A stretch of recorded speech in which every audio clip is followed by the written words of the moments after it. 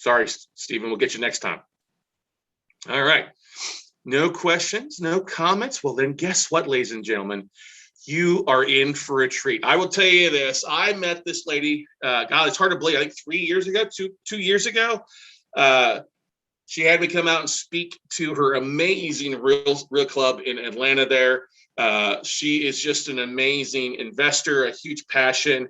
And I will tell you, there's probably no better teacher of somebody investing in self-storage facilities than this lady who goes out, walks the walk, talks the talks, done a great job. And I believe in the last 2 years alone, she's taken down 12 different storage units. I think 8 she operates, 4 she sold off to other investors. So if you're looking to get into the self-storage facility, this is a lady that I learned from. This is the lady that I recommend to my network. That's why she's here at the US REI Network. And we're so honored to have the one, the only, the amazing, the modern day self-storage superhero, Miss Stacy Rossetti. Stacy, are you there? Boom. Boom. They're just like that. Good stuff. How are you doing tonight? So can I be your, your sister from another mother? Is that okay? Yeah, sure. That's totally fine. Sure. Sister from another mother. Exactly. No problem at all. Well, we're from Austin, so it's kind of like we're family. Exactly. Everybody's in Austin. Everybody's family member here in Austin. Yes, we're friendly in Texas here. So. Okay, cool. Well, thank you for coming. Let me come hang out.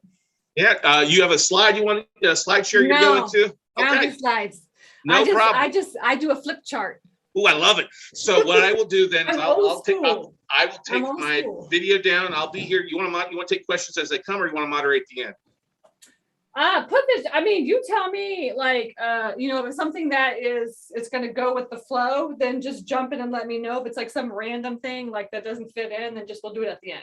All right, sounds good. I have chat on for Zoom, so I can see the questions there. That's perfect. If there's any other questions coming up anywhere else, okay? Nope, you're golden. Take it away, Stacy. Okay, awesome. All right, so thank you everybody for hanging out tonight. My name is Stacy Rossetti, and I invest in real estate. I've been investing in real estate for 10 years. Over the last 5 years, I've been investing only in self-storage. And the reason why I invest in self-storage is because I am lazy. That's why I'm lazy.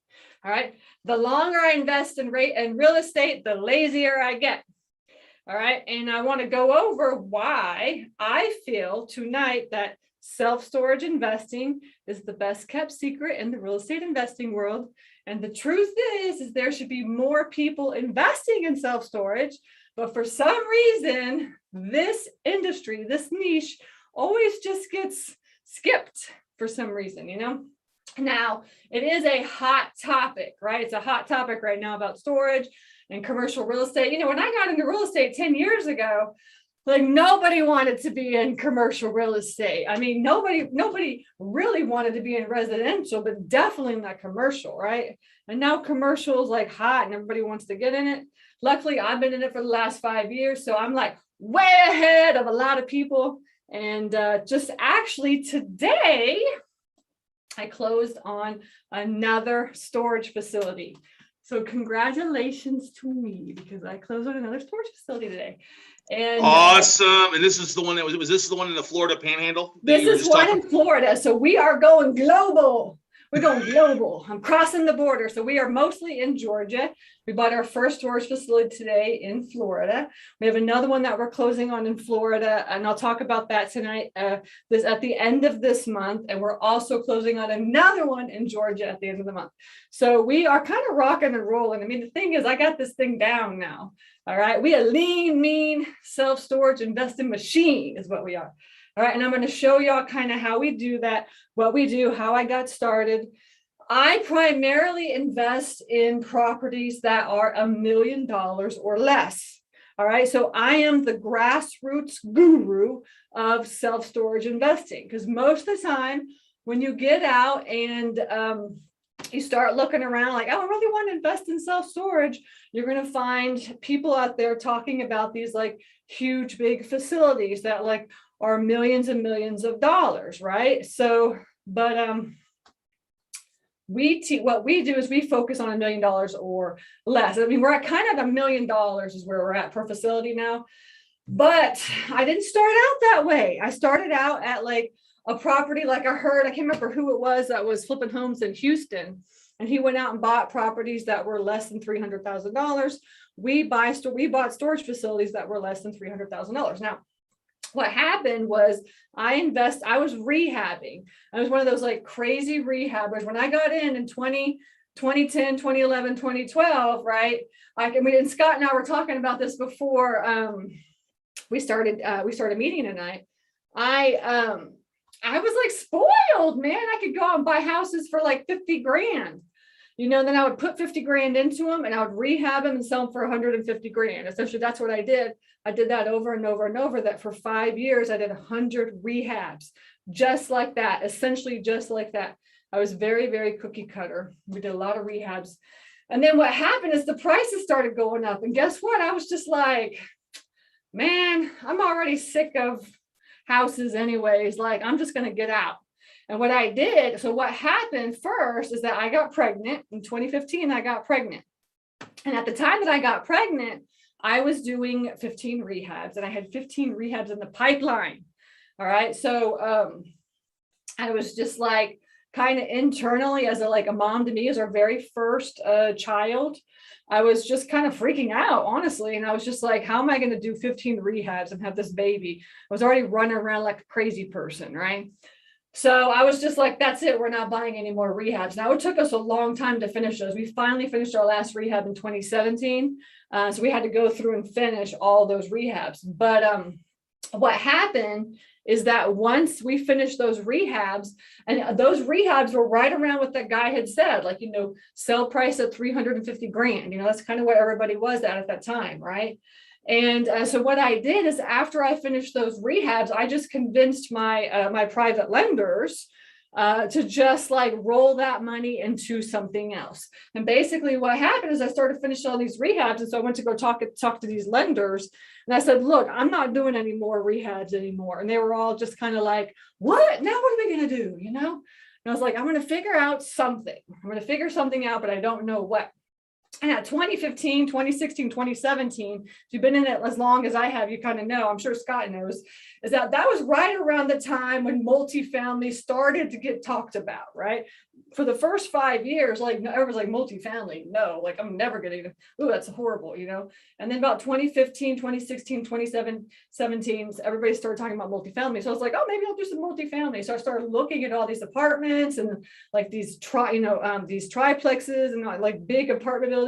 But the thing is they all needed rehabbing. And at that point, I was just like so done with houses and rehabbing. I was just like, no, I'm not going to do this. Like, I've got to find something else.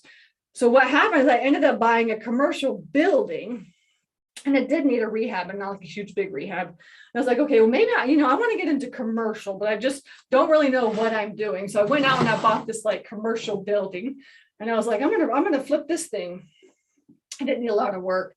And in the end, I ended up just wholesaling that, but it kind of was my first step into commercial real estate. And the truth of the matter is that when you get into commercial real estate, you start making some money, right? So gone are the times, gone are the rehabs where you make 20 or 30 grand, right? Or you wholesale and you make $5,000 or $10,000, right? On the commercial side, you start making all this money. So I was like, you know what? I like this commercial side. And so my realtor that I have been working with for 10 years, I basically told them, look, we got to get into the commercial side. This is where I want to be. So he said, well, you know what? I have this thing that I found like right around the corner from your house. And I was like, yeah, what does it tell me? He says, it's a storage facility. And I said, storage facility? I never even thought about storage facilities before. He said, well, there's one that has been sitting on the market for 5 years and nobody's bought it. And this is back in the day when like properties used to sit on the market for like 5 years and nobody would buy them, right? And so I said, yeah, I'm interested. I want to go take a look at the storage facility. He said, okay, here's the address. Go drive by and take a look at it. All right. So that's what I did is I drove by it and I took a look at it. And the facility looks like this. Right. So let me see. It looks kind of like this. All right. So I'm on this is like a main road down here. All right. And it comes up like this. And there's like a school here. Okay, is what it is. It's school. And then I came up to this big piece of property. All right. And I drove up and there's a gate right here with a little keypad, right? There's a little gate. And right here on this property, like right here was like, I'm guessing at least 100 to 200 tires. Like essentially this property right here had become a dumping ground. And the school was kind of a it was like a dumpy school, like a daycare kind of thing. And I drove up and I looked at those tires and I was like, this thing is going to be good, right? Because, I'm a rehabber at heart. I like dumpy properties. I just like dumpy properties. That's what I like, right? So I drove up and I was like, oh yeah, this is going to be a good one. And then as I drove up, there was like there was an RV and it was parked like that, right? It was just like randomly parked, like they came in and just went like I'm just going to park there. And there was all this parking right here. This was all like parking.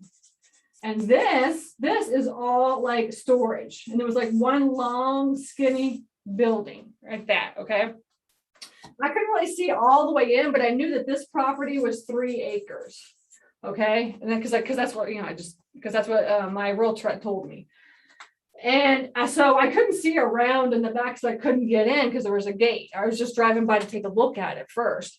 But I did see that like the owner, whoever had been managing this, was just basically like, go find a parking spot. And like literally the parking was just randomly all over the place. And on top of that, there were not only tires here, there were tires everywhere. Wherever I could look, there was like tires being dumped, trash, oil, cans.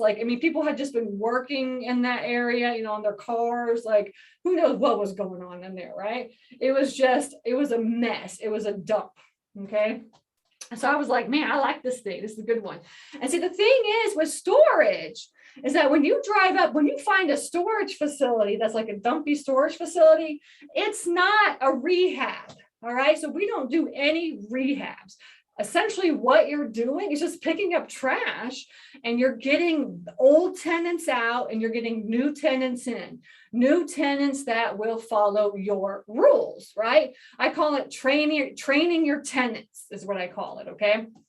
So you want to, as a storage facility owner, your job is really to be as a property manager, and your job is to be the best manager that you can possibly get, making the most amount of money with the least amount of expenses, right? So in the storage investing world, and the way that we look in our company, so we have around, I'm guessing, it's over 1,000 doors. I don't know how many doors we have, but 1,000 doors as of right now. And as of next month, we'll probably have another, I guess, like 200, another 200 more. Okay. So we're closing another 200 more in the next month. So, so we have a lot of doors. Okay. Now in the storage investing world, they don't say doors, right? They say square feet, right? So I'm going to tell you, and I don't even know how many square feet. I think I have like 100,000. I have no idea how much square feet I have. Okay. That's my husband. Okay. So anyways, this is kind of how it looks within our business. So you can know, what does it take to run 1,000 doors? All right. What kind of manpower, what kind of brain power? This is why I'm telling you I'm lazy, right? Now, this is Miss Lillian's self-storage. So you can go and you can Google us, you can check us out. All right. So I'm real, I'm legit. All right. Lillian is my daughter. She's 5 years old. All right. She is going to get this massive empire, because we ain't done buying storage facilities, just so y'all know. We got enough to last us until we retire now. But so everything that we get after this is all going right to her. So she can get an empire. And every time we take her to the storage facility, we're like, we put her to work. We make her sweep out the units and stuff. You can go on my YouTube page and just search Stacy Rossetti Teaches. All right. And you can go to YouTube and watch my videos, but you'll see Lillian. She's in there like sweeping out the units and stuff. We make her work for her, for her Roth. But anyway, so she is she's going to get everything, essentially. That's the thing. That's our goal for her, right? So we don't really need a lot. My husband and I don't need a lot of money to live. Actually, the truth is we live in an RV. We live in an RV and we travel the country. All right. So last year we traveled 8 months out of the year. We went all over the country. This year we've traveled we've traveled like at least 5 months. I don't know. We're doing a lot of like stuff right now, but we live in an RV and just travel around. We're going to go up to New York and go take care of my husband's dad here in the next couple of weeks until the end of the year. We're just going to stay in New York. That kind of stuff is what we do. So we live in an RV and just travel around wherever we want. Okay. And we manage all of our storage facilities from the RV. Isn't that awesome? Okay. So this is our company. I told y'all it's a lean, mean, self-storage investing machine. All right. So this is us. And the way that we focus our business is on what I call our 3-step process: finding them, funding them, running them. Okay. Finding them, funding them, running them. Okay. So the finding part is now done by Chris. He's our acquisitions person. So we need to buy a lot of storage facilities. We have a fund. We've got syndication stuff going on. We got a lot of stuff going on, right? So we always need deals. So essentially last year I hired an acquisitions person, trained him in-house, and his job is to find as many storage facilities as we can so that we can buy them. I used to do that. Up until then, I went out and I found the storage facilities. Now I've delegated that off because I need so many of them and I just don't have the time to do it all, right? So Chris does that. He finds them for us, okay? And he drives around. How do we do that? We drive for storage.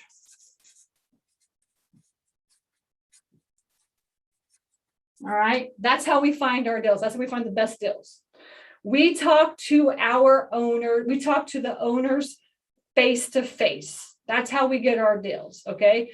If you go online and look for a storage facility, you ain't gonna get a good deal, all right?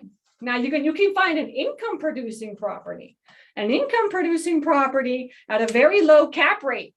You can find that on the online if you want to do that. But who in the hell wants to buy an income producing property at a low cap rate? Only hedge funds want to do that. All right, we're smarter than the hedge funds, right? Now, income producing properties is one of the 6 ways that you can invest in self-storage. All right, we're going to go through 6 different ways to invest. Income producing property is, they are 75% full. They're making money every single month. And, they have you could say they have an NOI, they have P&L, they have a balance sheet, they have, tax returns they can get you. And then you can go to a bank and you can get an interest rate of 4% for 20 years or something like that, right? That's income producing properties. All right, that's one of the 6 ways to invest in self-storage. The other way that we're going to go over right now, we're going over right now with my facility that I picked up my very first one, is a mismanaged facility. Mismanaged, right? These are the ones that, like, when I talk to the owner and I say, how much money are you making? And he says X amount of dollars. And I say, awesome. Can you prove that? And they say, no, that's a mismanaged property, right? I like to buy mismanaged properties and turn them into income producing properties. That's what I personally like to do. With a mismanaged property, though, you have to know that you're coming out of pocket every single month. Right, you know that it's going to take you a year or 18 months to get that thing up and running, 6 to 18 months, depending on, how bad it is or whatever. We bought one in January that's just like this first one. This first one took us about 18 months to turn a profit because it was so bad. And we just bought another one. I'm going to go into that here in a minute, but we can make some money on that sucker. All right, so income producing and mismanaged properties. All right, income producing and mismanaged properties. And we'll get more into that as we talk tonight, okay? But now finding them, the way that we find our facilities is door knocking. It's really driving for storage and talking to owners, all right? Getting in touch with the owners and getting them to sell us their facilities, all right? Because if you go online to find a facility, it's just not going to be good. It's not going to be that good. It's going to be okay. You know, you can get it at like, you know, a 6 cap and get it to like a 10 cap, or get it to, you know, buy it at an 8 cap, you know, or buy a 7 or an 8 cap and get it to like, you know, a 12 cap maybe or something. My properties, I buy them at like a -2 cap and get them to like a 26 cap. That's what I do. You find those by talking to the owners and driving for storage. All right. If you want to go online and you just want to like make money, a little bit of money every single month, and maybe have a little bit of appreciation on the back end, then go online and look for a property. All right. And that's, you know, that's the difference between income producing and mismanaged properties. So anyways, finding them is our first department in our business. This is our business, how to find them, acquiring them. All right. And now Chris is our acquisitions person. His job is to go out and find these properties for us. And we'll find properties from 200,000 to, you know, we're putting one under contract right now for maybe, I'm shooting for 3, but it'll probably be between 3 and 4. We put an offer in for $3 million. And I'm hoping to get 3 million, but it might be up to 4 million. It's probably worth more 4 million, but you know, it's 3 million just to see what he said, you know. Anyways, finding is right here. Okay, and then the next thing, right, is funding them. Funding them. And it really depends on what type of property that you get, you know, how you're going to fund the deal. There's no one way to fund. There's no just private lenders and hard money lenders, like how it works in the residential side. There's all these different ways to fund your deals on the commercial side. So we're going to get into that a little bit today, you know, but my job, this is my job. I'm the money magnet. I'm the one that raises the money to buy all of the deals that we're doing. Okay. That's the funding part. And under this is what I call creative deal structuring.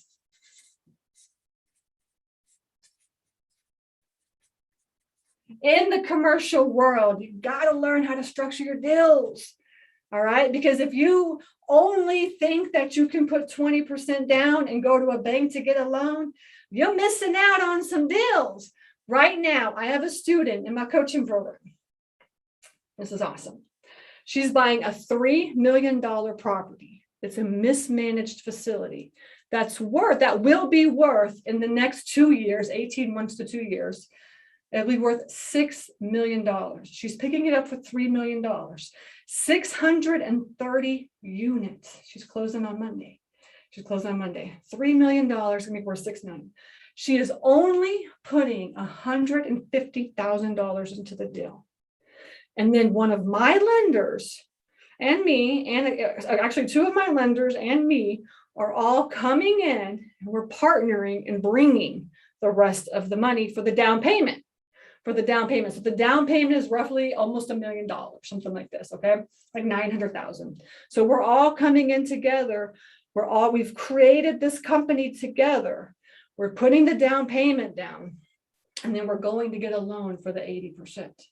So essentially, I'm only putting so much money, and then have other lenders putting money as well too. And so, but essentially, she is going to be the manager. She's getting a good rate. The split is actually 70-30. I think it's 70-30. Yeah, 70-30. So, and she is buying a property that will be worth $6 million in the next 2 years for $150,000.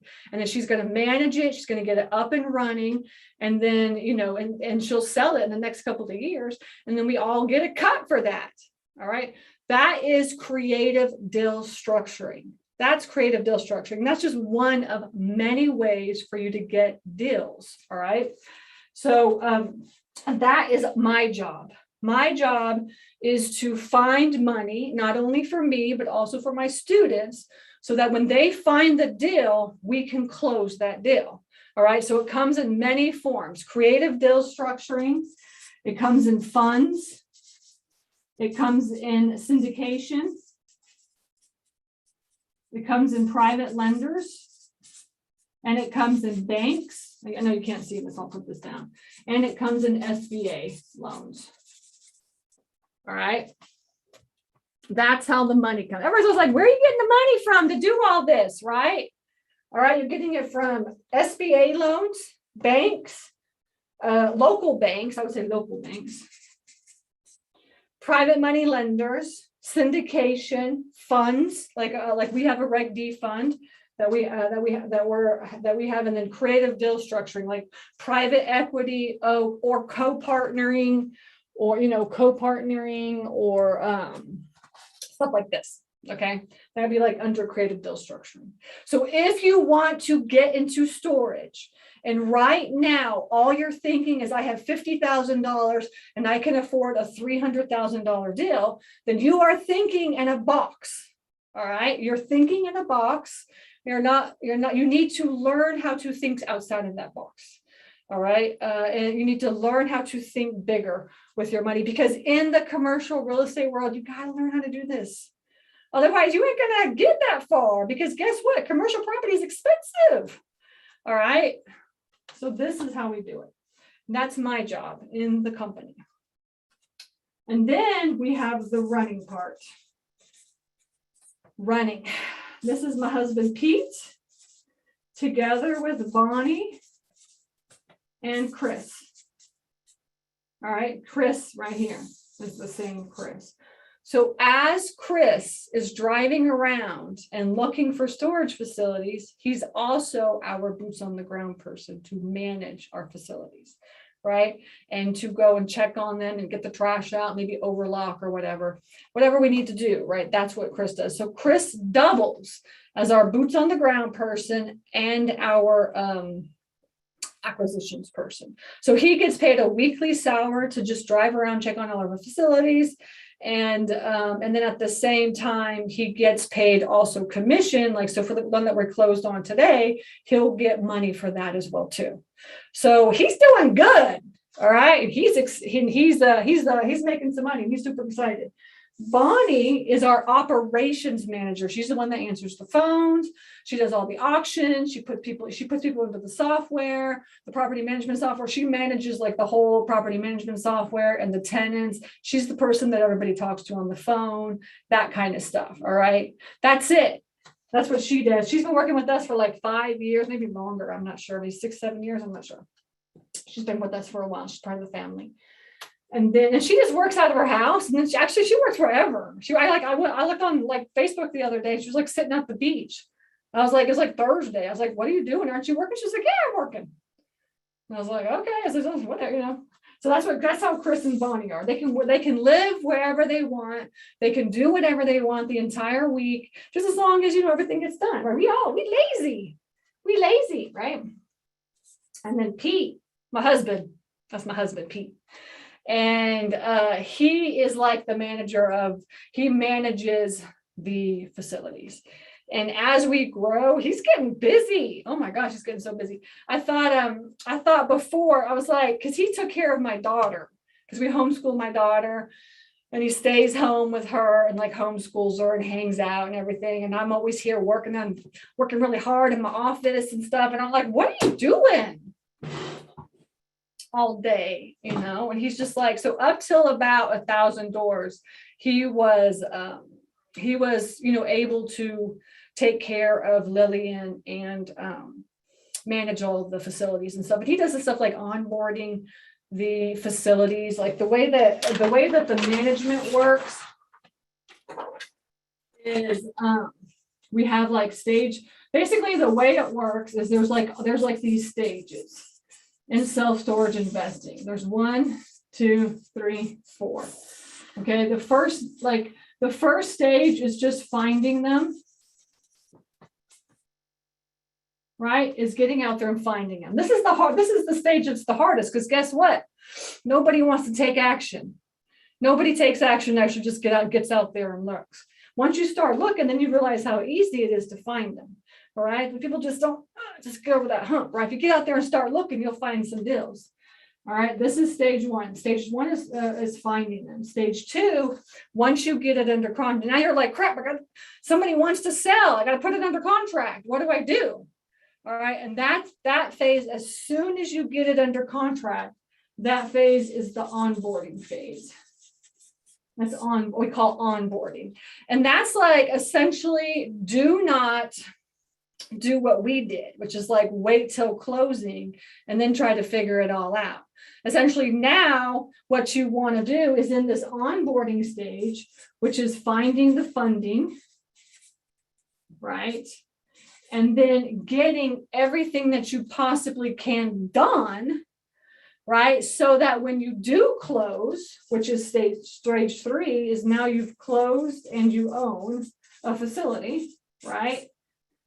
When you get into this stage, you should be focusing on like automations and systems, right? Automate and systematize. Right, this is where I see this is how this works for my students. And the onboarding phase, this is like getting your software up and running, so that the day that you close, you can just import all your tenants into there and get them to sign the contracts and just like bing, bang, boom, it's done, right? So this is like software. And whatever, and all the kinds of stuff that you need to do to get ready and to have it closed. Okay, so that's your onboarding. And then stage 4 is like, all right, now I feel like I'm ready to get another facility. It's this on to the next one, right? On to the next one. Okay, so that's kind of how it works. Now, in our very first facility, when we started looking at this facility here, right? And we started looking at this facility here, we had no idea what we were doing. All right. There was not, back in the day when we bought one 5 years ago, there was like hardly, wasn't anybody that taught you how to do all this, right? So when we bought this, it took us a year just to figure out what we were doing. I was so afraid to raise rates. All right. I mean, I was just like afraid to raise rates and everything. Now I tell my students, as soon as you buy those things, raise them to what they should be, but we were, and then actually we raised the rates and guess what happened? Nobody left. So now I tell my students, like, as soon as you buy that damn thing, you better raise those rates. All right. But anyways, on this facility here, like, it took us 18 months to turn a profit. Now we are literally turning profits in 60 to 90 days on our properties, on the mismanaged ones. Any income producing, of course, as soon as you make it, you're going to be making money, right? As soon as you buy it, you're going to make money. But on the mismanaged ones, it should really only take you a couple of months to get that thing up and running. And that's because we figured out that there's this onboarding stage. And the onboarding stage is where you get everything that needs to get done so that as soon as you buy that thing, you can get it up and running. Okay. All right. So that's basically I'll go into the last box. I'll get to that in just a minute. But the finding, funding, running is really the process. All right. So on this facility here, what happened is I finally, like, I looked at the thing and I looked at the facility. Now, granted, I have no idea how to look at on this very first one. I didn't know how to run commercial bill analysis. I had no idea about cap rates. I had nothing at all, right? So I just was like winging it, really. I do not say wing it to anybody anymore, right? But essentially, we didn't have any idea what we were doing. So what we did is I called up my realtor and I said, look, I really am interested in this property. Like, let's go down there and let's talk to the owner and just see what he says. Now, this one was on the MLS. Now, there's like hardly ever any facilities on the MLS anymore. And if they are, they're always like way overpriced. It's like ridiculously overpriced. So we met the guy. His name was the name of this facility was Big John's, and we met the guy. His name was Butch. His name was Butch, and so we met Butch. Butch was like 88 years old, and he had just been managing. He literally managed this facility for almost 40 years. All right, and he didn't. And he said he was like, look, I get it. It's horrible here. He said after like 20 years, he's like, I didn't even want anything to do with this thing anymore. So he just kind of let it go to crap. And so I said, okay, well, how much? We walked around and we were together for like maybe 2 hours, longer than that, maybe. And he was just telling the story about how he built it, the property, and we're just like building rapport with him, getting to know him. And I said, okay, well, how many units are there? And he said, it's 64 units. There are 64 10 by 10 units. Okay. And he charges $35 for each unit. He charged $35. For a 10 by 10, they're like $80, $90 a month now, right? Wow. Craziness. Crazy, huh? And then so then also all of the parking, I was like, well, how many parking spaces do you have? Like, how many cars are paying?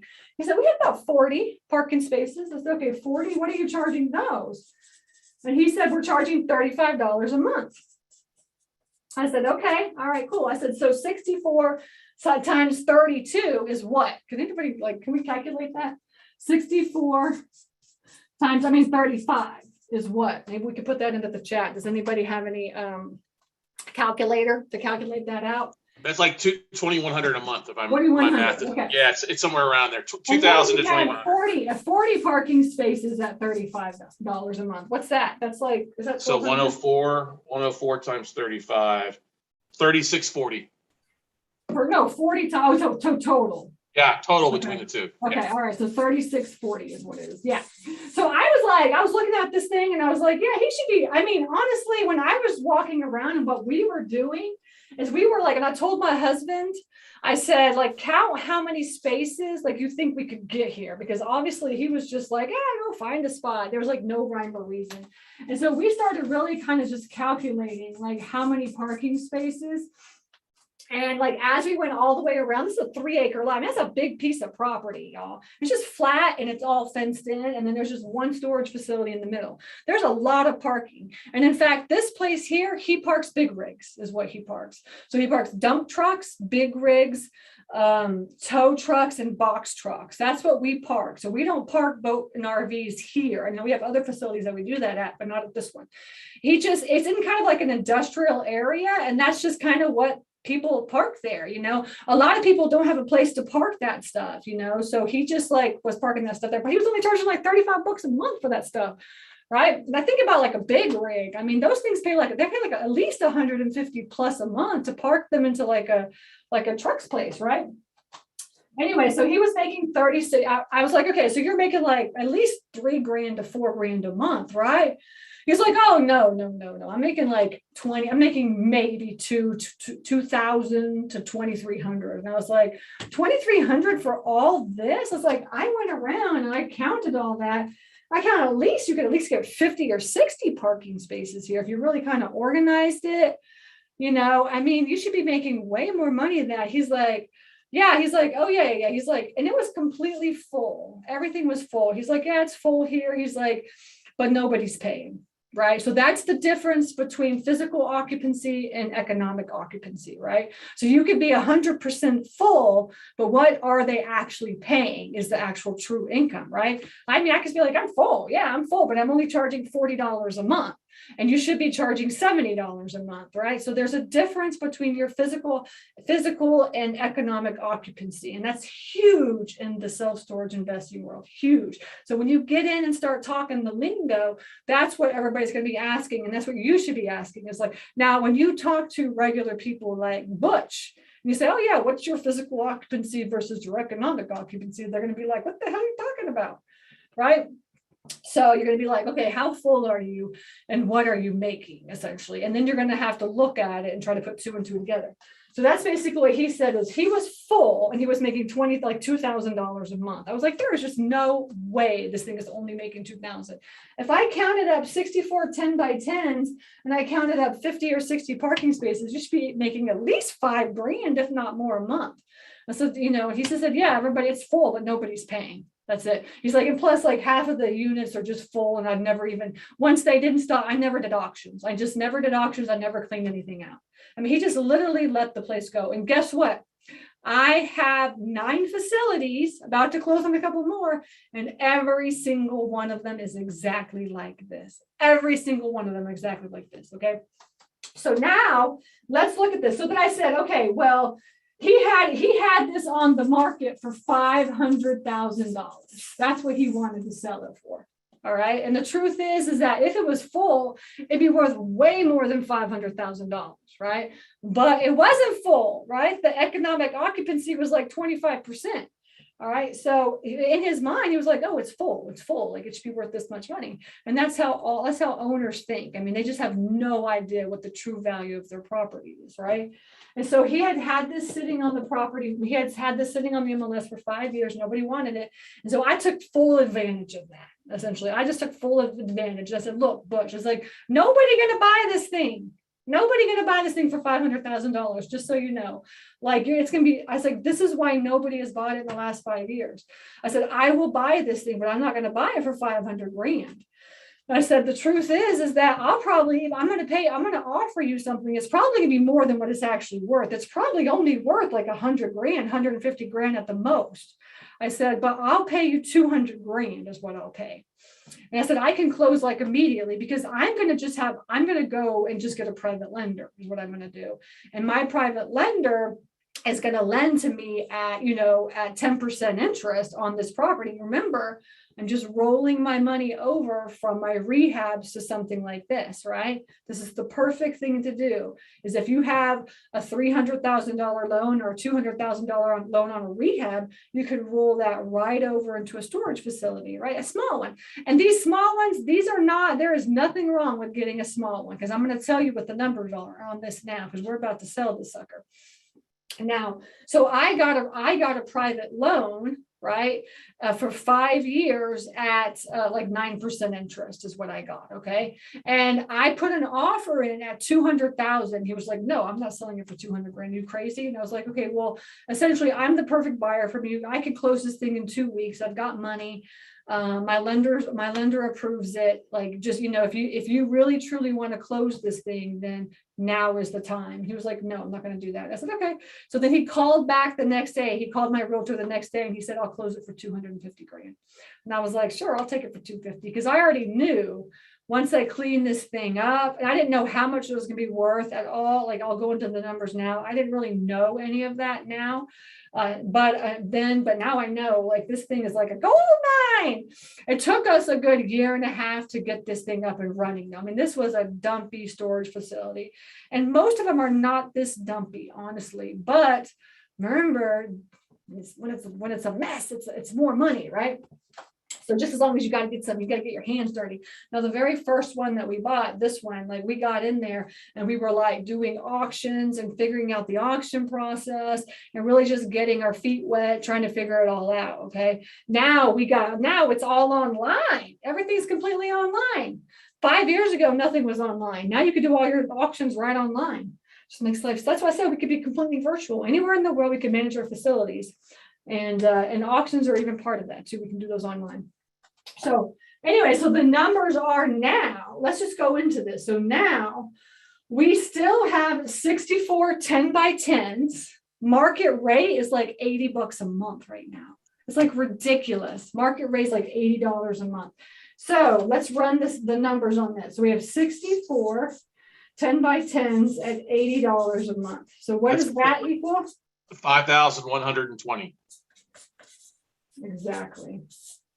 And then we have like 75 parking spaces. 75 parking spaces, and we charge $100 each. Well, that's pretty easy. Can you imagine? 7,500. 7,500. So now we have 7,500 plus 5,000 is like 12 grand. We're making anywhere from $10,000 to $12,000 a month on this. Wow. Now, let's just say I'm making 10K, right? With economic occupancy, blah, blah, blah, right? So we're making $120,000 on this property. And our mortgage, now remember, because when I was thinking in my mind, I was like, he said he was making $2 grand a month is what he was saying. I said, okay, $2 grand a month. Essentially, my mortgage needs to be $2 grand a month, so I can at least have enough money to pay the mortgage. That's literally how I came up with my number. I was like, I just need to make sure I can pay the mortgage every single month. And then I'll come out of pocket to do everything else. We'll just get in there and get our hands dirty and everything, right? So now our mortgage is like $2 grand a month. And then it probably costs another $1,000 a month to run this thing with the software, Bonnie answering the phones. Let's see what else, electricity. It's all concrete. So there's not even any yard work or anything. I mean, that's really it. It's probably around $3,000 a month. So I was going to say that I think, when people are used to multifamily expense ratios being like 45 to 50, and self-storage being in that 28 to 35% ratio. Exactly, right. So now I know, like, essentially at 120,000, you just do like 30% is what you would do, right? So I should be spending around like 30 grand a month for expenses and stuff. I mean, 30 grand a year or something like that. It probably comes out to about that much with everything. But like, we're netting, our NOI is literally like 7 grand a month. And the truth is, I haven't even been to the storage facility in like 2 years. I haven't even been to the storage facility. I don't even know what it looks like. And my husband goes every once in a while and checks on it, but that's Chris's job. Chris goes and checks on it, and if anything ever bad is wrong or anything like that, the good thing is that the tenants will tell you as well too. So it's like, oh, like somebody's blah, blah, blahing or whatever, they'll just call and tell you. But yeah, we haven't been to this facility in so long. Our boots on the ground manages that. In fact, we were driving down to Florida to go look at this other facility that we just picked up today, and the other one that we're picking up next month. We were driving down, and we literally drove down through Valdosta. So we have one in Valdosta, and we drove past our facility. And I was like, "Oh, let's stop in and say hi. Let's go check on our facility." And he was like, "Why?" I was like, "Because we haven't seen it since January." And he's like, "It's a storage facility. There ain't nothing wrong with it. I promise. It's fine." And he wouldn't even stop and go look at the thing, right? I thought that's how trained he is on, like, it's true passive income. I mean, if you're going to buy a storage facility, you might as well make it passive income, right? You don't want it to be like active income. Now, every storage facility I've ever bought, the owners get up every day and they go and manage their storage facilities. That's what they do, right? That is not how we think, right? We are going to make them totally hands-off, totally passive. In fact, I tell all my students, the farther away your facilities are, the better. Because the truth is like, we have one that's like right around the corner from where we used to live. And my husband would get up and go hang out at that thing. And he'd be like, "I'm going to the storage facility," and it's just got into this bad habit. And I was like, you know what, that's it. Like, from now on, our storage facilities are at least 4 to 6 hours away from us, if not more. And we know it's okay to buy a storage facility farther away from us, because all that does is helps us make it even more automated, even more systematized, even more hands-off. We have to rely on creating systems in order to manage that thing. That is true passive income, right? That's true passive income. So anyways, yeah. So we're netting around, let's say, $7,000 a month for this thing. Okay, $7,000 a month. So now, as we look at the sell price, so what happened is, like, some random guy called me up. He was like, "Hey, I've been watching you in your facility now for a couple of years. You really cleaned that thing up." He's like, "I'm really interested in buying it. I live in Peachtree City," because it's in the Peachtree City area here in Georgia. He's like, "I live in Peachtree City, and I really want to buy your storage facility." And I was like, "Are you sure? Are you sure? Because it's going to be like a lot of money. This thing is making a lot of money." He's like, yeah, I want to buy. He's like, "How much money is it making?" I said, "It's making like 10 grand a month, this thing." And he's like, "Okay, yeah, no, I want to buy it. Name your price." And I said, listen, let me go back here. I said, "Guess what? I got my P&L. I got my balance sheet. I got my tax returns. I can prove to you that this thing is making $10,000 a month. This is no longer a mismanaged facility. It is now an income producing property. So that means that I can sell it at top dollar. All right. And I can sell it at the cap rate that it should be at. Right. So when you're looking at cap rates, right, the way that the cap rate world works in the storage investing world, right, is that in a primary market, cap rates are 4 to 6% on average. Okay. In a secondary market, cap rates are usually like 6 to 8%. Okay. And then in a tertiary market, cap rates are like 8+. That's kind of how it works for the most part. Now, mismanaged facilities, obviously, you're buying it at a different cap rate than you are income producing. I'm talking about income producing properties, okay? Now this facility, the one that I'm showing you, this is in a secondary market.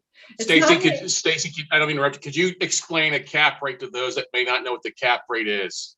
So cap rate is essentially, the cap rate is going to show you the value of your property with your NOI in it. Okay. So what that means is that, like, when when you look at a property, you look at the purchase price. And in the storage investing world, you're going to look at the purchase price. You're going to look at the annual income. You're going to look at the annual expenses. Let me write this down so y'all can have this. You're going to look at 4 things in order to determine your cap rate. So this is like cap rate, okay? Purchase price. You're going to look at your total annual income.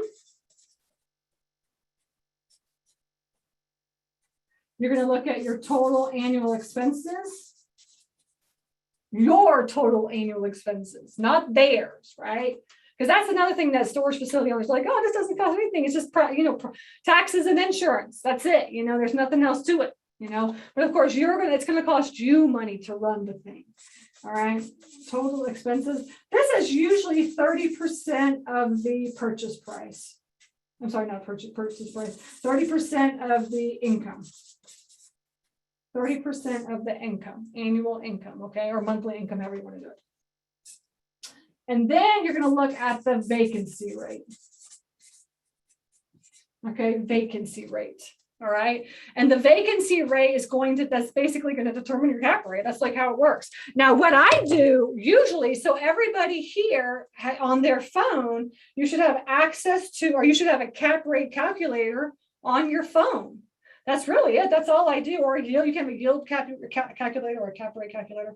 But if you have a cap rate calculator, you just use Easy Cap Rate Calculator, which you can download as an app, and it'll show you essentially the value of your property by just putting these 4 numbers in. Now, this is not how you run commercial deal analysis. Like, you need to look at the whole picture. This is a quick overview, essentially. Like, you can determine if it's a good deal or not, or what price it should be at, right? Now, if you look at the cap rate, like if you put this in, basically we'll just run the numbers on like what our property is, the one that I just showed you. All right, so we bought that for $250,000. We are making, let's say, 120 grand on that property per year. Vacancy is full, but we always keep it at 8% just because like people are coming and going and stuff like this, okay? And you never want to run your numbers at 100%. And then the expenses are 30% of 120 is like, what is that? Is that like 40,000? Run it at 40,000, okay? That's a 28% cap rate. That's like a ridiculous amount of cap rate, okay? When I bought that property, it was only making, what was it making? 24,000, let's just say. And I bought it for 30%, expenses is 30 times 24 is what is that? Is that 8,000? 24 times 3 is what? Yeah, 6. Let's just put 6,000 as expenses. That's a 6% cap rate. So I bought it at like a 6 cap. All right. Now, when you look at this, and I'll show you, this is what it looks like. That's what a cap rate calculator looks like. You actually bought it. You bought it at a high cap rate. You buy high, sell low, right? So you bought it. I think. But I just ran No. I bought it at like I bought it within the cap rate, right, where it's supposed to be at. Yep. Right. I bought it where it was supposed to be at, and I got it to a 28% cap rate. Yep, you did a very good job with it. Exactly. So I increased the cap rate all the way to 20%. Now I want to sell it at the cap rate that it should be back at. Yep. Does that make sense? Totally makes sense. To everybody? So now sometimes my cap rates are even bad. Like sometimes they're like 2% cap rate or something, because a mismanaged cap rate is always like a super low cap rate. But like, so you see, you want to sell it between this price. This is the sell cap. This is the sell price cap rate. All right. And actually what I was going to point out too is like let's see, the income minus the expenses is the NOI. Right? The income minus the expenses is the NOI. So you really want to learn how to look at NOI and cap rate. Okay. Yep. So the income minus the expenses And then you can determine the cap rate from that as well too, okay? So that's kind of how that works here. Now that's like, this is like overview. It's like brief overview. Just remember that my very first deal, I had no idea about this, right? I just like looked at it, ran the numbers, counted up how many units there were, and said, I know like it's making 2,000 and I'm guessing it should make 7,000. So I should have a net of like $5,000, right? You know, that's kind of how I looked at it. You know, but now I'm telling you the numbers are even better than that. So let me find this. Okay, so now we're trying to sell this. We are going to sell this. The guy called us up and he says he wants to buy it. And I said, well, he said, I could sell it to you like probably for, I mean, I could sell it to you for an 8 cap, or I really probably could sell it to you for a 7 cap. All right. And he was like, you know, just give me the number. So I started running the numbers and I was like, okay, if I sell this thing for $800,000, all right, and I made $120,000 on it, and my expenses are $40,000, that's an 8.8% cap rate. So it's going to be more than $800,000 that I'm going to sell this for. I said, okay, well, what about if I just do like a 900,000? That's like a 7.8% cap rate.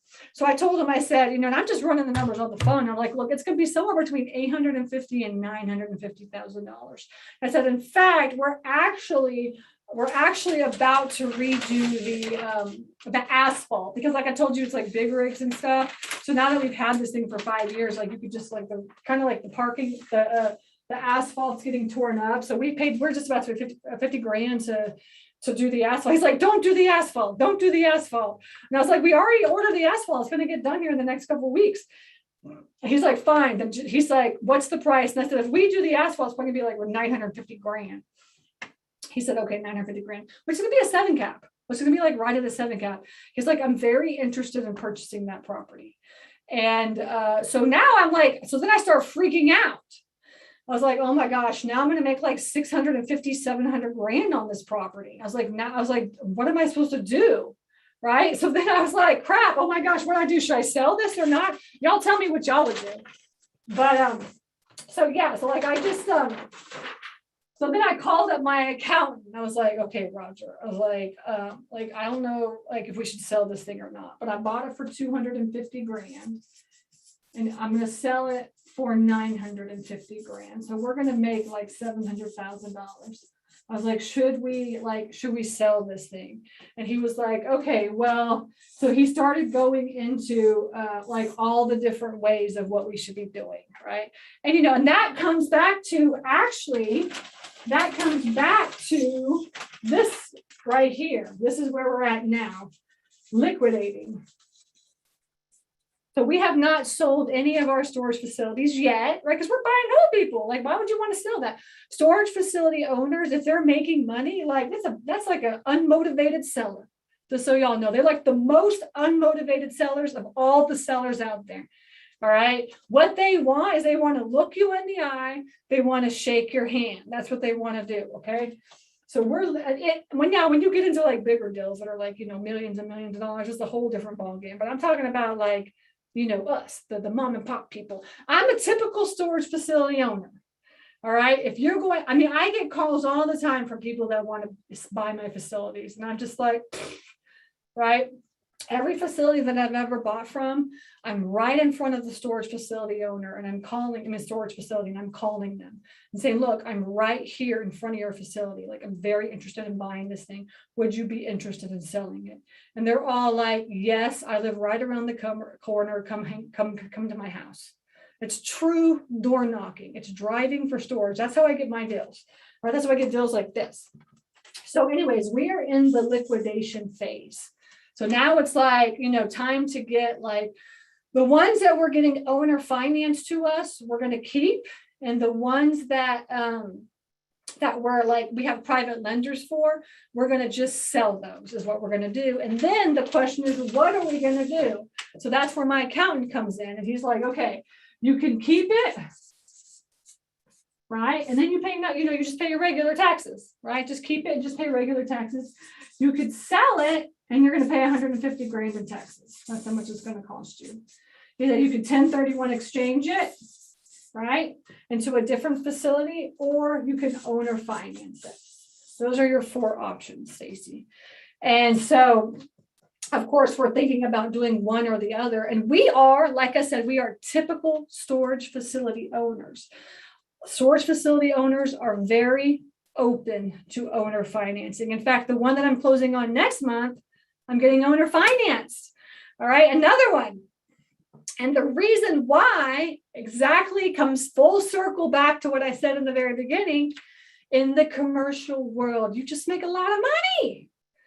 All right. And so you can either roll that into a bigger deal. Some of them will do that for, or you can owner finance that. And like, for instance, the guy that we're owner financing from next month, essentially, he's like older and he don't want to buy no more property.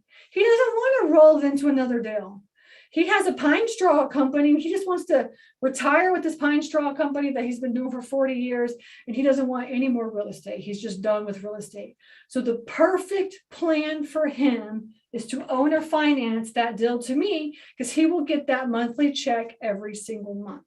All right. And I'm going to tell you, he is a typical storage facility owner. I'm a typical storage facility owner. If somebody came to me and said, look, I would love to buy your property, owner finance it, I'll put this much down, you'll get this much per month for the next 10 years. I'd be like, yeah, why not? Why would I not do that? But the truth of the matter is that most people don't even ask if they would be interested in doing that, right? Nobody really asks. They only think of that one thing. Remember I said 20% down, go to get a loan. The truth of the matter is you have to learn how to do creative deal structuring. In order to make it in the commercial real estate world, you have to learn how to do all different kinds of deals. So now for this one, we're going to owner finance it to the guy. We're going to owner finance it. So essentially we owe $250,000 to the lender. Remember, we borrowed $250,000, and he's going to pay us, the buyer's going to pay us $300,000, and then we're going to owner finance the rest is what we're going to do. And so that way we just have that money coming in. Right. And some of them will do that on, and some of them will just, like, we're selling another one right now. We're just going to sell and just roll that money. We have one of them that we have, we bought it for $150,000. We're selling it for $350,000. So we're going to make like $200,000 on it. And then the lender that lent us the $150,000, we're just going to take their $150,000 and our $200,000, and we're going to go and use that as a down payment for the next property that we buy. And that's $1 million property. Right. So we're going to do that as well, too. So there's a lot of different options. But what I'm saying is that I'm a typical storage facility owner, and most people think exactly the way that I'm thinking. So make sure that you ask them if they're open to creative deal structuring, because a lot of them are. In fact, I have students that have done subject twos on storage facilities, lease options on storage facilities, and owner financing on storage facilities. So you want to make sure that you ask that as well, too. So, let me go back over kind of everything that we talked about, and then we can do final questions. So essentially, the very first property that I ever bought was for $250,000, and I'm selling it for $950,000. All right. I owned it for 4 years. We're going into our 5th year right now. Our 5th year is up in October. And so we're just trying to figure out, like, basically we're in that time period where it's like, what should we do? And this guy calls me, wants to buy it. So this is how we did. We bought a mismanaged facility that we turned into an income producing property. Okay. We have a lean, mean self-storage investing machine, right? So we have 4 people to manage 1,000 doors, over 1,000 doors, and we're adding another 200 doors. And then, of course, Bonnie's like, I told Bonnie the other day, I was like, we're buying like another couple hundred. And she was like, I wouldn't expect anything else, Stacy. I just wouldn't expect anything else. So she's just like, she just goes with the flow.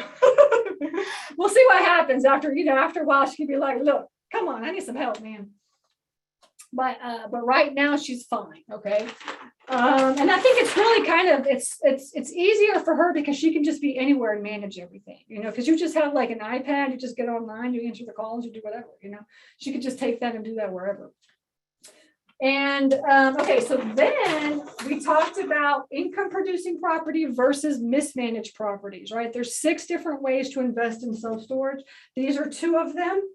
And we talked about cap rates, what you want to sell your cap rate. Buying income producing properties are in this area.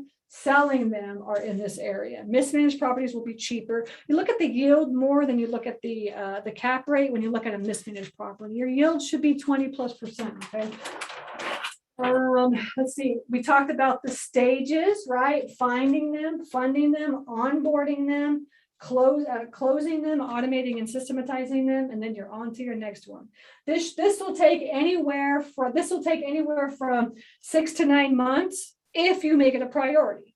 But if you do shiny object syndrome and you get kind of sidetracked and stuff, and it's just like it takes however long that it takes, right? But this is taking for this entire process, it's taking us anywhere from 6 to 9 months. Okay.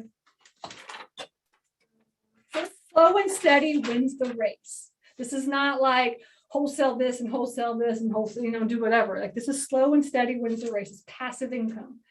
All right. We talked about the cap rate and everything that you need to know. Make sure you have a cap rate calculator on your phone so you can run numbers. And we talked about liquidating and all the different ways you can make money once you get these things up and running, right? There's nothing wrong with flipping storage facilities. Wholesaling is one of the other ways that you can invest in self-storage. If you're a wholesaler on the residential side, definitely look at wholesaling on the self-storage side, right? So wholesaling, I'm just going to write these down. I'm not going to get into them, but wholesaling, you make so much money on wholesaling self-storage. I just wholesaled one, made 65 grand on it. I did nothing except for just call somebody up and found a buyer. Wholesaling. Lending. If you're one of those people now that's like, I got some money, I don't know where to put it, lend. There's funds, private lending, all different syndications, all kinds of stuff. It's a good way for you to learn how to get in the business as well too by lending. You can do conversions,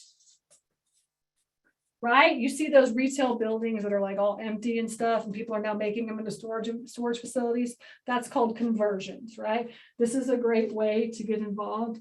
And new construction.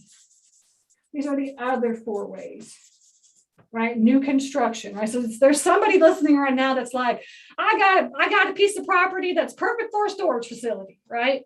So that is new construction. Now, there's a lot of things that go into this, but this is a great way to get into real estate, into self-storage. And there's really not enough storage facilities out there. We are full. We have one that is not full because it is a dumpy facility that we're working on. But other than that, we are full. And we are in tertiary markets and we're full. Secondary and tertiary markets. There's not enough storage out there. So if you have the stomach to do this, highly recommend doing this as well too. These are the 4+ income producing and mismanaged properties. So 6 ways of investing in self-storage. All right, that concludes everything. Oh yeah, what I wanted to point out too is if you are interested in learning how to invest in self-storage, I have a course. It's called Super Simple Self-Storage. Super Simple Self-Storage. And I think Scott, you have the link, so you could put that into the chat. I made a very simple link, a bit.ly link, bit.ly/super simple self-storage. So if you go to my website, the course is $19.97. Okay. But for Scott, I put it down to $7.97. And awesome. It's literally like step by step. So it's a great class. I tell you that. You've got people online, YouTube, or people watching online, India from Ohio. Okay, ask me some questions. She goes, love Stacy. She's the best. If you have capital, need to invest, or want simpler than apartments to start, you're in the right place. She's an amazing educator, coach, join her training and coaching in India, Ohio. Okay, good. Thank you. Yeah, she comes to my webinars and my training. Yeah, the CVG folks said thank you. Love the info. Robert Rodriguez says keep it coming. Another question online here. Couldn't you get a bank loan on when you're selling, instead of selling, hold on to the property, do a bank loan and cash out, refi on that one? Yeah, I could refi out. Yeah, I didn't put that on there actually. I could refi out as well. Okay. Yes. I could refi out if I want to do that. But the thing is, it costs so much money to refi. So just an idea. Yeah, let's put that here too, refi. That's another one that you could do on the liquidations. Okay. Yeah, your training is so easy, step by step, module by module. I've got another question from somebody online there. Is there an option to pick up the phone and talk to somebody if we've got questions? Just email to questions at stacyrossetti.com, but you can always like go on if you want, if you have a deal and you need to like it needs to be analyzed, then you can just do a consult as well. Okay. But honestly, the truth is like you need to learn how to do this. Yes. Come on, people. I mean, you know, like learn how to actually run deal analysis. Once you learn how to run commercial deal analysis, I'm telling you, the world is your oyster. Yep. Because when you get into the commercial side, it's like night and day. I will never, ever buy a residential property again. In fact, we live in an RV. You know, I'm like so tired of property, but you know, I just know that we just make so much more money. The thing is, I own millions and millions and millions of dollars worth of storage, and I haven't put a dime of my own money into them. My money goes into other people's facilities and partner with them. I get people to loan me money for my deals, and then I loan out my money to everybody else for all their deals. Where do you? Yeah, that is. Somebody asked a question here. How much you said automated stuff? So, are you using online when you to it's hard to manage? Yes, it's a to manage to get new people in. How is that done? Yeah, that's all online. It's called, so in the storage investing world, it's called contactless. So that word came about during COVID. Now we were already contactless like 5 years ago. So they have basically software. Now they're like really kind of robust and stuff. When we started 5 years ago, they were all just like very simple. But there's like softwares out there that literally just manage like your storage facility. Everything that you could possibly imagine about running your facility is all online now. Now, a couple of years ago, we got started like 4 or 5 years ago. They were very, very simple, but now they're just getting all robust and everything. In fact, my husband, you know, because we have so many facilities, they use him as a beta tester. And he tests like the software and says like, okay, try this and do this. And, you know, because he's always like complaining about everything. He's like, oh, you should do this and do this. So he's like a beta tester now. We use a software called StoreEdge is what we use, StoreEdge. But there's a good handful now. There's probably like 10 of them. Okay. So see, David asked a question. Do you guys, do you partner or do you take on partners or syndicates? Yes, I partner with my students. All right. So my students get priority. You know, they get my money first. So you can always look into that. But yeah, no, but then like, you know, I get people like, so for instance, like so the one that we're closing on in Florida, that's the owner financing one. It's this still is so good. Oh my God. I'm gonna make like $1 million on this thing. So we picked it up for $600,000. It's worth right now $750,000, but it's on a 2-acre lot, and it's worth like, we're going to add another 100 units on there. So it's 116 units. We're going to add 100, so it can be like 225 units, something like this, on a 2-acre lot. We're picking it up for $600,000. And the owner, I said, would you be interested in just like owner finance? And he said, yes. I said, okay, well, tell me what you want to do, your terms. He said, okay, put $200,000 down, and then I'll owner finance 400,000 of it over 10 years at 4.5% interest. I mean, that's and add a 20% amortization. So the mortgage could be like $1,500 a month. And we're going to be making like $10,000 a month. And so that's the guy that I talked about, that he has the pine straw company, and, you know, he don't want to buy a facility, you know, he doesn't want to buy something else. He just wants to like be done with property, you know? So anyway, so I got a partner to come and partner with me, and he's going to bring the $200,000, right? So I'm not putting any money into the deal. Okay. And also he's going to bring the $350,000 that it's going to cost to build the 100 units. So all in all, he's going to bring $550,000. I'm bringing nothing to the table, and we're splitting the deal. I'm going to pay him like a preferred interest rate on his money once we get it in phases and stuff, and then we're going to split the deal. Nice. So essentially, we're going to make so much money, and that property, once we put the 100 units up, is worth like $2 million. Wow. And I'm putting no money into that deal. I'm going to manage it. We're going to manage is what we're going to do. That's what I told him. I was like, I'm managing this thing. I'm going to be doing the work. I need your money. I'll do the work. And then we split the profit. And he's like, yeah, let's do that. That's fine. I love it. I love it. I love it. Now, one of the great things I love about what you're doing too, Stacy, is you're not going on the main highways. You're finding these smaller units, the ones where really, you didn't say it, but it's where the owners have created another job, that they don't want another job. They want to kind of take it easy and be lazy. And you're finding these places where people have created another job they dislike. There is nothing wrong with buying property in towns that are 10, 20, 30, 40,000 people or less. You know, I buy property in towns that are like 5 to 30,000 people. And guess what? They all need storage. They all need storage. Now there's like, you know, you need to do some like market research and stuff like that, you know, learn how to do all that. But essentially, yeah, they're going to make the same amount of money there versus like in a secondary market in Atlanta.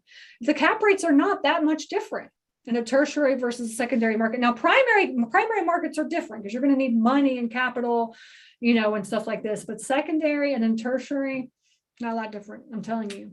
And easier to manage. See, what I like is I like investments. I don't want businesses. Yep. Right. So I don't want to go out and buy 1,000 doors and then have this big ass huge business that we're going to sit there and manage all the time. Right. So we create portfolios is what we do. So like I said, that one town that we're buying our facilities, and we just closed in Florida, in the Panhandle of Florida. What happened is as Chris drove for storage, he called one up and they were like, yes, we do want to sell. And so we put an offer and they took the offer. Like we just put the offer in. And actually the rule with Chris is that he calls them right when he's in front of the facility. And then if they say, yes, they want to sell, he cannot leave until he leaves an offer. So he leaves contracts there. So he left a contract and they just signed it. They just signed it. I mean, it was just like, you know, they just signed it. So then I told Chris, I said, okay, now call every storage facility within like an hour distance because we need to start creating these portfolios. And so he called in the same town 5 minutes away and this other person wanted to sell. So literally our two facilities, like we're in a town now of like 25,000 people within a 10-mile radius, and Miss Lillian Self-Storage is taking over. That's such good stuff. I love it. I love it. I love it. You've got a sweetheart of a daughter. She's just grown up like a weed too, isn't she? Yes, she is. She's wonderful. I love her. Now, are you? Somebody asked a question earlier on about do you have a dollar amount of capital improvements like paint or maintenance and stuff that you're putting in initially to kind of sprites, you know? That's CapEx. That's CapEx is what that's called, capital expenditures. And it's different for every single deal, honestly. Most of them, it's not a lot of money, honestly. Right. Now, some of them like the one that my student's buying, the $3 million one of them, she's doing a $3 million property. Her CapEx is $40,000. Mm-hmm. That's it. There's not a lot of CapEx. There's not a lot of work on these things. It's more like getting the trash out, cleaning out the units. This kind of stuff is what it is. Mm-hmm. It's not like multifamily where you got to have like hundreds of thousands of dollars to go fix these things up. It's just right. Not. Yeah. Now, with all the units you've bought and going and buying some that were I've most mismanaged that aren't paying, do you have a number as far as track a ratio of getting people? Because I know you go do a lot of automated payments versus showing up with checks or paying cash, stuff like that. Are you seeing any pushback or turnover on that stuff where people aren't getting on the automated system for you? If they don't want to follow our rules, they're not going to become a tenant. That's it. It's the 21st century. Right. Come on. Yeah. So every once in a while I'll get some random person that's like, you don't take cash. It's like, no, like I run a business. This is how I feed my family.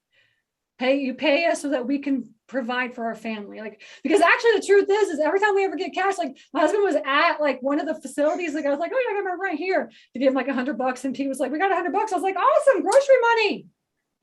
And like, it didn't even go into the bank account. You know, so I'm like, no, we cannot take cash. This is bad news. Especially remotely and stuff like that. Let's make sure you get the documentation. Yeah. No, you need to do, it's just automatic on the 1st. That's how it works. By the 5th, it's considered late. They get charged $25 for late fee. By the 15th, it's like overlock. They get another $25. And by the 25th of the month, we start the auction process. It's a $50 fee for that. So essentially, if they're late, they have $100 charge in that month just for being late. So is Chris managing the locking on that stuff, or you have somebody locally that's managing? We have like a whole system that we do, but yeah, he manages all that. And actually the software manages that too. Oh, that's really nice. That's really cool. Good stuff. Guys, gals, what other questions do you have for the self-storage superstar Stacy here? We need to get a t-shirt that says that. Self-storage superstar Stacy. Well, you need to check out the Super Simple Self-Storage course. Yes. Like I said, it's $797. That's for folks. Normally, if you go to the website, it's $19.97. So make sure that you use Scott's link as well too. Okay. Everybody? Yeah, the link's in the chat roll there. Just everybody. get started. Get started. That's really just taking the first step is really what it is. Exactly. And this is such a great training. It's online, and the way she has it put together, it's such a simple and easy way to follow for you guys. And then always, you had a great team available for questions, stuff like that. Are you doing any like in-persons, any tours of stuff like masterminds and stuff like that? For my students, we do this, but not for anybody else. Oh, well, no. I mean, yeah, for your students, of course. But how often are you doing those? We have the coaching program is Storage Nerds is what it's called, Storage Nerds. So if you want to be a storage nerd, then check out Storage Nerds. All right. Yeah, we do all that in the coaching program. Good stuff. Yeah. Good stuff, guys. Big plans the rest of the week, but you're closing on another one. David says, well, we close on one this week, and then we close on 2 more in the next month. And so my husband is just like, can you please take a break? And then we're traveling. We're actually heading to Florida within the RV, and we're going to stay down there and kind of like, get them all set up and stuff like that. There you go. That's good stuff there. Good stuff. Well, Stacy, is always so great to see you. We got to catch up in person now that things are opening back up. Next time I'm in Austin, we're going to hang out. You got it. Yes. Well, I'm in Florida today. So if you're going to be down here for a longer couple of days, I'd say, hey, come to Orlando. Where are you? What are you doing in Florida? We've got some extra nights. We Disney Vacation Club, so we got a ton of points. We're just using in Southwest. Okay, so y'all are on vacation. Okay. I'm working. Steph goes to the pool, goes to the parks. I work a little bit today, hang out at the pool for a couple hours between water breaks. So yeah. Cool. But working remote, just like you, just working remotely. You know what I mean? Yeah. Good stuff. Okay. Awesome. Well, it was great to see you. Thank you guys, everybody, for hanging out and listening. And just let me know if y'all have any questions. Sounds good. Great. I love the whiteboard. Great stuff, Stacy. Congratulations on all your success. Okay. All right. Take care. We'll see you later. Bye. All right, guys, it's going to wrap it up. Make sure you take advantage of that by clicking on that link there, bit.ly, very, very simple, bit.ly/super simple self-storage, where the S's are capitalized. So super simple self-storage, all capital S's, and take advantage of it. Trust me, you will not be disappointed. Great training. Absolutely the best of what she does. And you can tell, I mean, she's hands-on. She's going to share her secrets. And if you decide to take a burner or something to be coaching, hey, well worth it. If this is one classification, we need plenty of these. This is actually a subset of one of the things I focus on as well, because we have a lot of stuff here in Texas as well, a lot of small towns and stuff like that. So go on, take some action, guys. Robert, she actually prefers the outside, because what you see is the outside's more smaller instead of the climate controlled ones. The climate controlled ones are usually higher dollar. You don't see a lot of climate controlled ones in the outside tertiary markets. It's usually the external markets on that with no climate control. So she prefers the actually outside drive ups for you. So hopefully that. Any other questions for you guys tonight? Well, thank you again for coming on US REI Network here. Make sure to join us next week with yours truly. And speaking about buying non-performing notes, we have Aaron Young the following week as well, talking about how to protect your assets with the corporate bail. But go out, take some action, everybody, and we look forward to seeing you all the time. Bye.